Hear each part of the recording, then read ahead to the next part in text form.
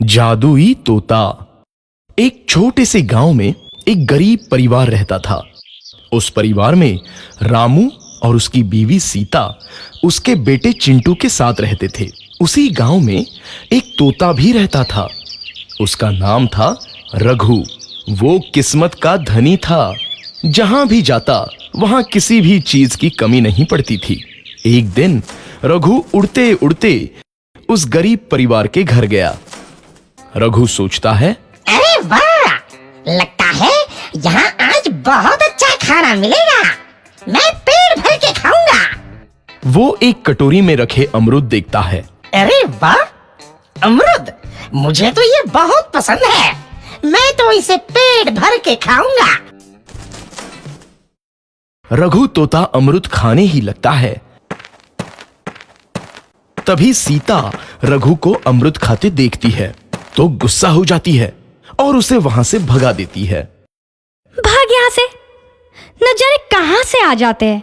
मैं तो परेशान हो गई हूं इनसे। सीता के भगाने के बाद रघु चुपचाप से एक कोने में रहता है। धीरे धीरे उस परिवार की बरकत होने लगती है।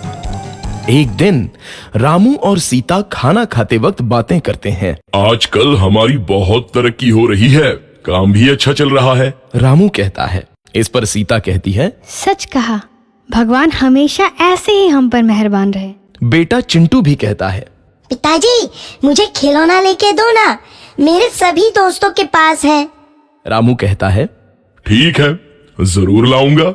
सीता कहती है, कितने खुश है सब, मेरे परिवार को किसी की नजर ना लगे। एक तरफ ऐसी बातें होती हैं तो दूसरी तरफ रसोई में रघु तोता भी अमरूद खाते रहता है।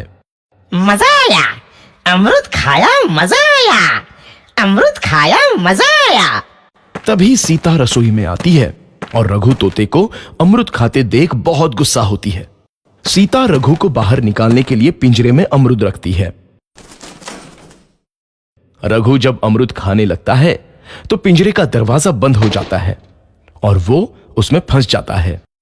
मुझे बाहर निकालो, मैं यहाँ फंस गया हूँ, मुझे बचाओ। अगले दिन सीता पिंजरा उठाकर बाहर दूर उस रघु को छोड़ देती है। रघु के जाते ही उनके घर आई बरकत धीरे धीरे कम हो जाती है। उन्हें बहुत घाटा होता है। सीता कहती है, ये क्या हो रहा है? अचानक इतना कैसे बदल गया? अभी तक तो सब कुछ अच्छा चल रहा था। रामू कहता है, लगता है भगवान हम पर रूठ गए हैं। चिंटू भी कहता है, लगता है अब मुझे खिलौने भी नहीं मिलेंगे। और वो रोने लगता है और बाहर चला जाता है। कुछ दिन बाद रघु तोता फिर से उस घर में आता है। वापस आया, मैं वापस आया, अब मैं जमकर अमरूद खाऊंगा। रघु सीधा रसोई घर में चला जाता है और अमरूद खाने लगता है।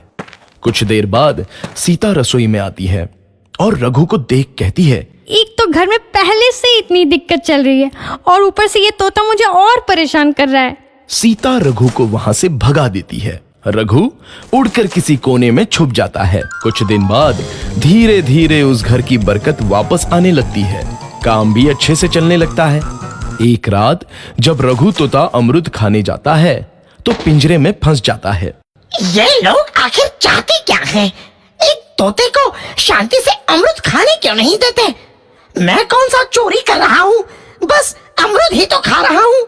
तभी रामू वहां आता है और पिंजरे में रघु तोते को देख उसे बाहर छोड़ देता है। ये तोता भी कितना जिद्दी है, बार बार वापस आ जाता है। जैसे ही रामू रघु को छोड़ देता है, अगले दिन से फिर से उनके घर की बरकत जाने लगती है। काम में घाटा होता है।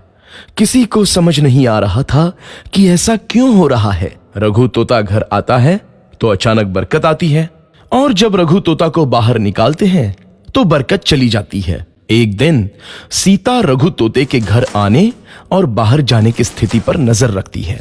ये तोता जब भी घर आता है तो घर में बरकत आती है और जैसे ही ये घर से बाहर जाता है तो उसी के साथ बरकत भी चली जाती है। कहीं ये जादुई तोता तो नहीं है? अगली बार जब ये तोता घर आएगा तो मैं इसे कहीं नहीं जाने दूंगी। सीता रघु का बहुत इंतजार करती है लेकिन रघु तोता दोबारा उस घर में कभी नहीं आता।